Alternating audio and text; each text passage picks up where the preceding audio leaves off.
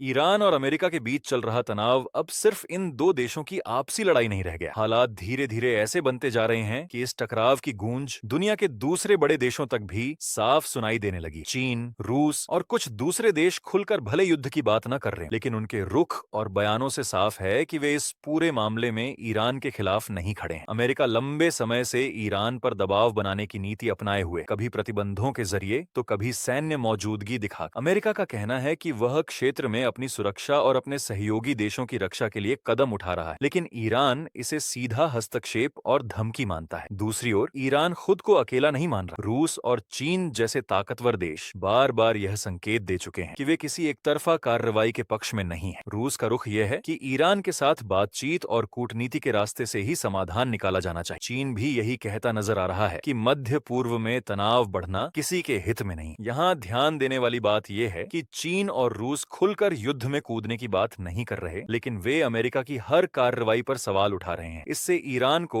एक तरह का राजनीतिक और कूटनीतिक सहारा जरूर मिलता दिख रहा है। अमेरिका भी इस हालात में खुद को अकेला नहीं मानता। उसके साथ नाटो देश और कुछ पश्चिमी सहयोगी खड़े हैं। अमेरिका की रणनीति साफ है, दबाव बनाए रखना, लेकिन सीधे युद्ध से बचते हुए ईरान को झुकने पर मजबूर कर। सबसे बड़ा खतरा यही है कि अगर किसी भी तरफ से एक छोटी सी गलती हो गई तो यह तनाव बहुत जल्दी बड़े टकराव में बदल सकता है। इसी वजह से दुनिया भर की नजरें इस पूरे घटनाक्रम पर टिकी हुई हैं। फिलहाल हालात बेहद नाजुक हैं, बयानबाजी तेज है, सैन्य गतिविधियां बढ़ी हुई हैं और कूटनीति लगातार परीक्षा में। आने वाले दिन तय करेंगे कि यह तनाव बातचीत की मेज पर सुलझेगा या दुनिया एक नए बड़े संकट की ओर बढ़े। ऐसी ही ताजा और आसान भाषा में समझाई गई खबरें देखने के लिए चैनल को सब्सक्राइब करें। वीडियो देखने के लिए धन्यवाद। मिलते हैं अगली अपडेट के साथ।